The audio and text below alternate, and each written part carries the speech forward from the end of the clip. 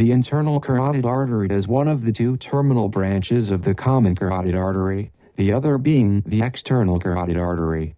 The internal carotid artery travels superiorly to the base of the skull, where it passes through the carotid canal to enter the cranial cavity.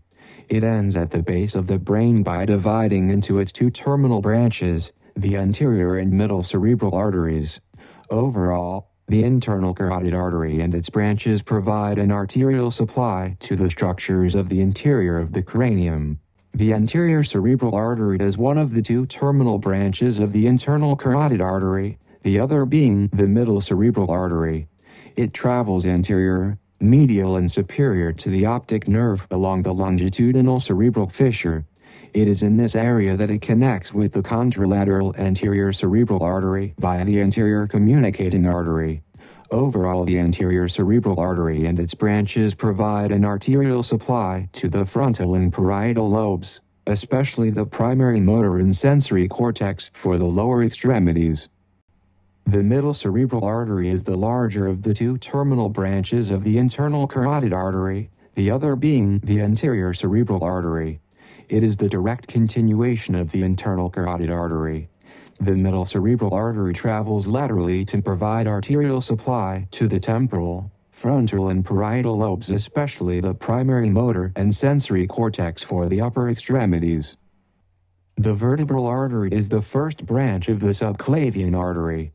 From its origin at the root of the neck, it travels superiorly to enter the transverse foramen of the C6 to C1 vertebrae. It then travels through the foramen magnum of the skull to enter the cranial cavity.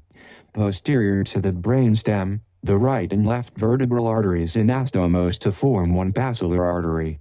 The vertebral arteries branch to form the anterior spinal artery and the posterior inferior cerebellar arteries. The basilar artery is an unpaired artery, formed by the union of the right and left vertebral arteries. The basal artery travels anterior and superior along the anterior surface of the pons. It ends by dividing into two terminal branches, the right and left posterior cerebral arteries. Along its course, the basal artery gives off multiple pontine arteries, as well as the anterior inferior cerebellar arteries. The posterior cerebral arteries travel posterior and lateral around the superior part of the pons. They end by dividing into two terminal branches, the medial and lateral occipital arteries. The posterior communicating arteries arise from the internal carotid arteries. They are anastomotic vessels, serving as a connection between the internal carotid arteries and the posterior cerebral arteries.